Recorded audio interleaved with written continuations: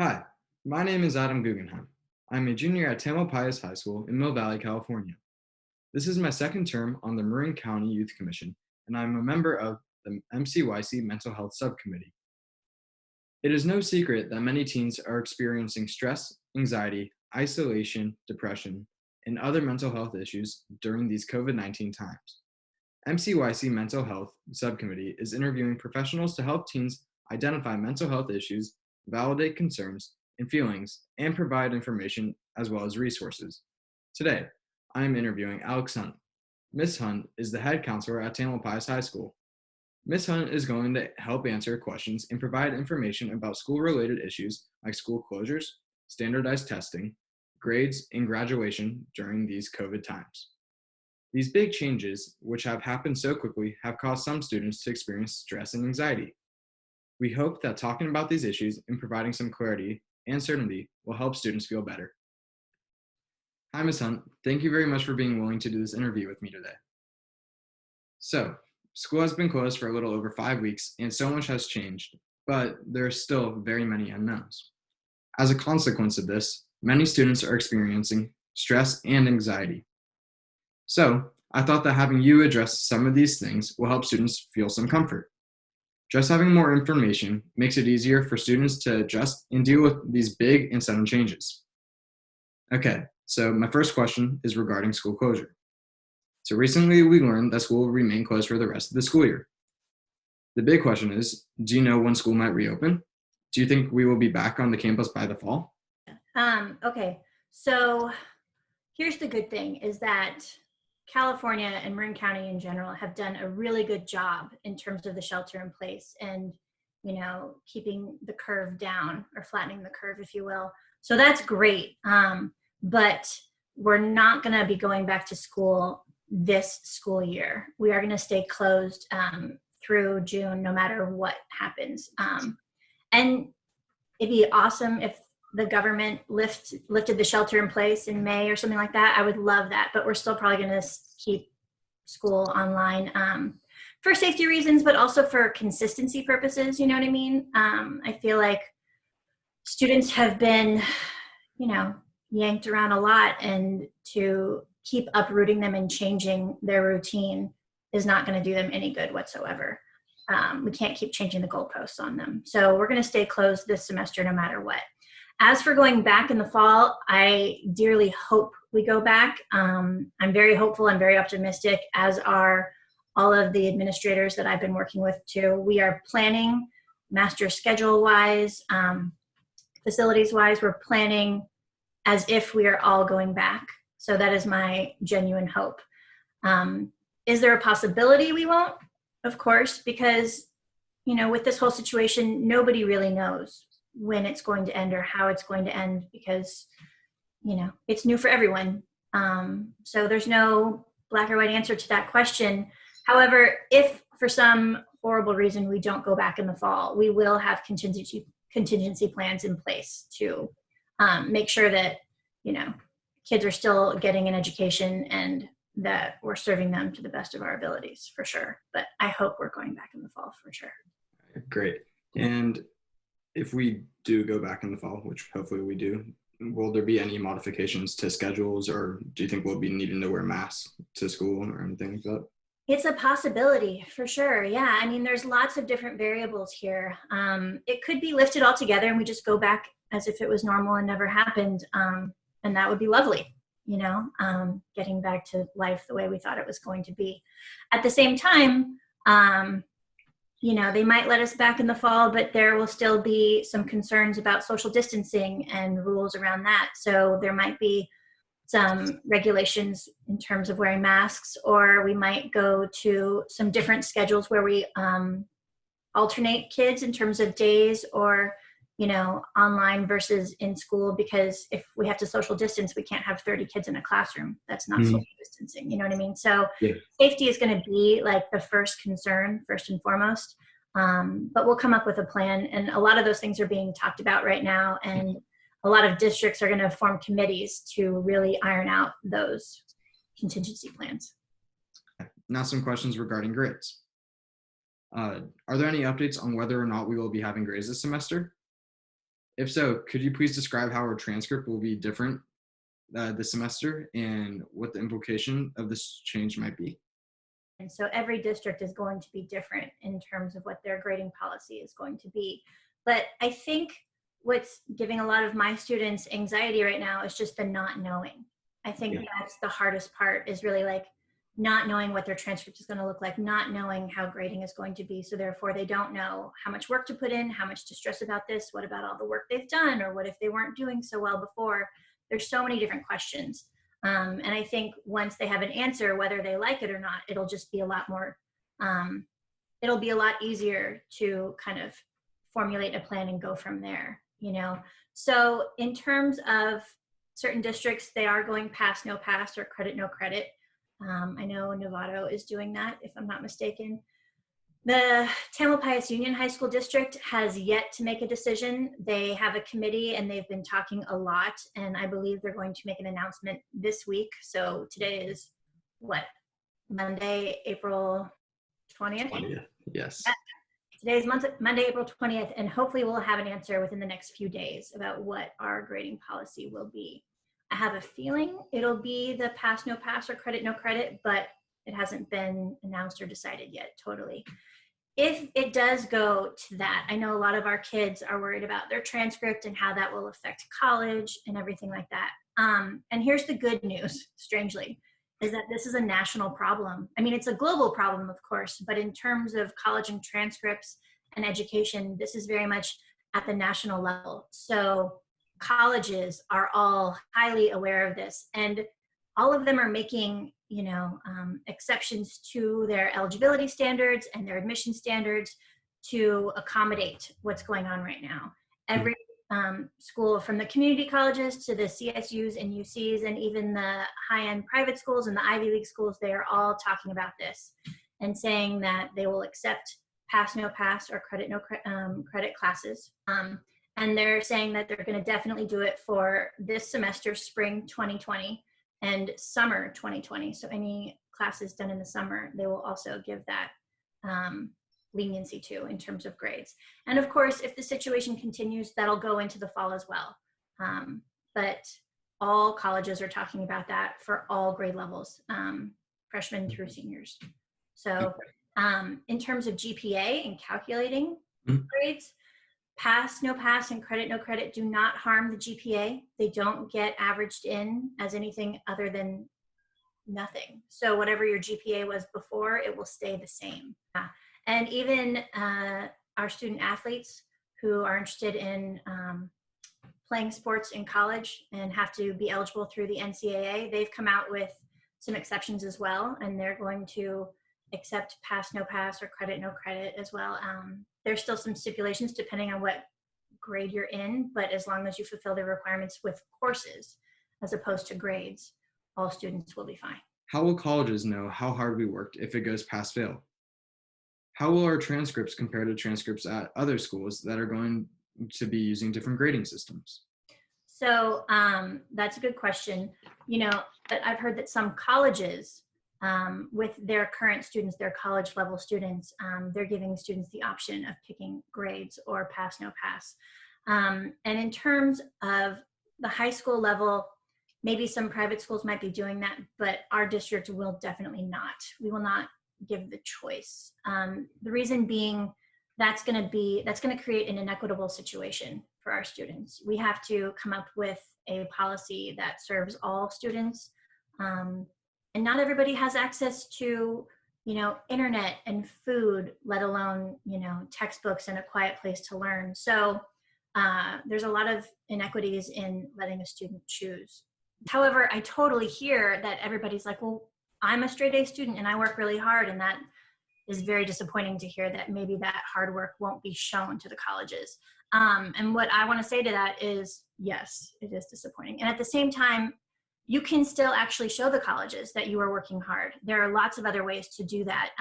In terms of your applications, you get a chance to talk about your different activities, and you get to write essays, and you can really, really expound upon what you are proud of or what you accomplished during the semester. And I will actually say, grades are only ever just one part of the application process. And mm, the majority of colleges these days are doing a holistic review. So they really are looking at everything else that the student is doing and who they are and what they're about, what they're passionate about, what direction are they going in, how are they pursuing their loves both in and out of school.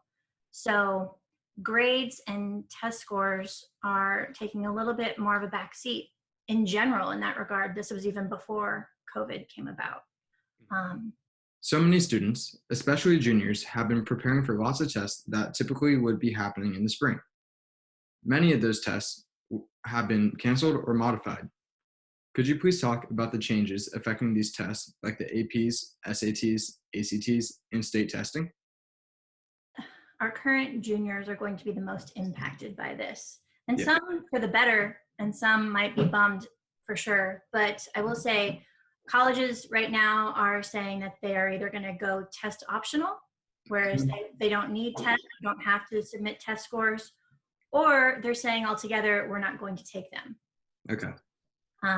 The good thing is that tests are not something to stress over, which is great, for our current juniors. On the other hand, it is a bummer, like you said, if we already have kids who have been prepping for these tests and spending time and maybe even money with tutoring, trying to raise their score, or if maybe they were a student who was kind of depending on these scores to help them in the application process. That is a little bit of a bummer. They haven't canceled all tests altogether. They canceled, the March and the April and the May tests, of course. I think the College Board also canceled the June test. I don't know that ACT made that announcement yet, so ACT June test is still happening. Yeah. And they might, both companies, College Board and ACT, will most likely offer tests in the fall, of course, they don't get canceled for health purposes. So for those kids who are hoping to use test scores, it's still a possibility, but by no means is anybody going to be hurt in this process if they don't have test scores or if they don't have test scores that they like. I would say if you took a test and you didn't like your score, you just omit it. The colleges are all prepared right now to not count the scores, Okay. And like I said, there are some schools that are not even going to take them. The CSUs have said they're not going to count testing right now at all, which is great. Yeah, it's definitely reassuring. Yes, for sure. So yeah, AP tests, by the way, are still going to happen. Yes, of course. Yes, they're going to be online. They're going to be taken at home. They'll be 45 minutes long. And colleges will still use them so that kids can possibly get college credit or, test out of a subject that's required. So they can still be used. But again, AP tests for juniors are not going to be held against them. The same thing it goes for SATs and ACTs and SAT subject tests. So for the most part, everything is pretty much on hold and not going to hurt kids. I heard there's a rumor that the SAT and ACT could possibly be tests that could be taken at home. Is that true? I have not heard that rumor yet. And I haven't gotten any emails from either College Board or ACT saying that. I know that, the companies are always trying to devise ways of having their tests happen, obviously. So I wouldn't be surprised if that's a topic of conversation, but they definitely have not gone there yet or made it official in any way. So right now we're operating under the assumption that tests are basically just not happening right now and could happen in the future, but they'll still happen at testing centers and they will not hurt kids. Students are really disappointed and sad to not have graduation, prom, or other events and activities like sports, music, and drama. Some seniors have gone to school with the same kids for 4 years and others since kindergarten. They needed this time to say goodbye, and they earned this time to celebrate. Do you know if any graduation ceremony alternatives are being planned? Are you able to share any of these details? Yeah, no, this is incredibly heartbreaking for our seniors especially, yes, I realize that the world is going through this horrible, tragic time and there's a lot of bad things happening, but our seniors have worked really hard over the past, 3.5 years, and to lose out on a lot of these rites of passage, whether it be prom or senior activities or graduation is just honestly heartbreaking and something they've been looking forward to and working towards for so long. So we are definitely going to do something. We're not going to just let them leave without any fanfare or celebration or closure for that matter. Yeah. No official plans have been put in place right now. We have our leadership teachers as well as our student activities directors and administrators are all talking right now, and they're trying to figure out what they want to do. They're listening to what other high schools have come up with too, you know what I mean, to kind of take the best of everybody's plan or vision and see what we can come up with as well. So I would say if kids or parents have ideas of how to do it, that would be celebratory and safe. We want those recommendations. We want those, ideas. I would say send them to your student activities or leadership teachers as well as your administrators, because they're the ones who are coming up with this plan. And they're pretty excited about it. They really want to do something special. So, but there's no official plan yet, but there will be something. It will not just go by the wayside. Yeah. Okay. But they're looking at all options right now. They're not discounting anything because the main thing is we want our seniors to be happy and feel loved. Yeah, definitely. It's the most important thing. Yeah.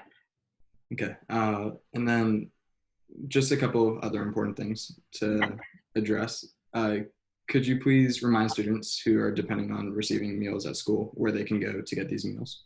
Yeah, so this is going countywide. So obviously every district is different, but I do know that every district is able to provide some sort of meal plan to whatever student is in need. So right now in our district, the TAM district, kids who need food can go to Redwood High School every day and pick up meals. But if you live in Marin City or Ballina Stinson, that can be really difficult. And so we also have meals available at Bridge the Gap College Prep in Marin City. And we are also delivering food to Ballina Stinson families. So it's a matter of, and I would say this goes across countywide, if you are in need of food, because a lot of students are, and maybe you weren't before because both your parents were working and you were fine, but maybe now that the situation has happened, family financial situations have changed. And so people might be more in need now than they were before. That is totally okay. I would say contact your counselor and let them know that you're in need, and they will tell you exactly what the most convenient way for you to get food is, whether that be picking up at school or having it delivered. We also have gift cards available. There's lots of different methods that we're doing, and we're getting a ton of donations and funding. So I don't want anyone to feel like they are somehow going to be a burden to their school or district. They're not. We have plenty of food. We have plenty of funding. You just have to let us know that you need it, and we will figure it out for you. Finally, studies show that there are higher rates of domestic violence and substance abuse during times like this. Could you please remind students where they can go for help?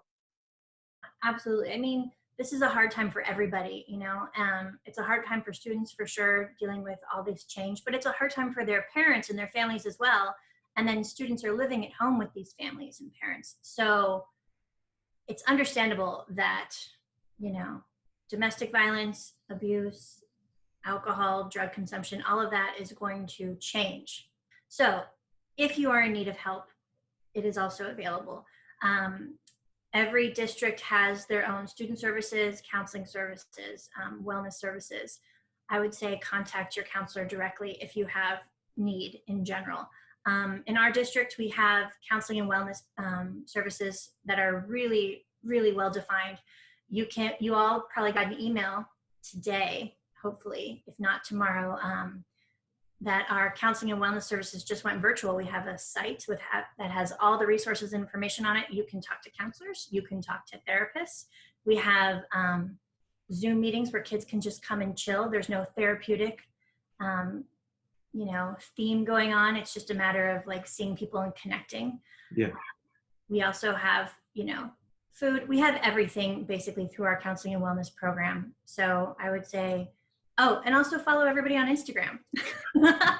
You want to plug your Instagram? Yeah, so TAM Counseling, we are at TAM School Counseling. We have a great Instagram, really good information as well as some fun things. Tam Wellness at Tam Wellness is also a great Instagram. And then every school in our district also has an Instagram as well for their wellness program. So I would highly say get online, get on that social media and check us out, because there should be no reason for you to feel alone. There are always people here for you. We want to be there for you. Please don't ever think that we're too busy, because we're not. We're just in our houses and apartments staring at walls waiting for you to contact us. Yeah, it's awesome that we have those resources. Thank you, Ms. Hunt. This information is really helpful, and I appreciate you sharing some of your time with me. Stay healthy, and I hope to see you at school soon. Likewise, sweetie. I can't wait.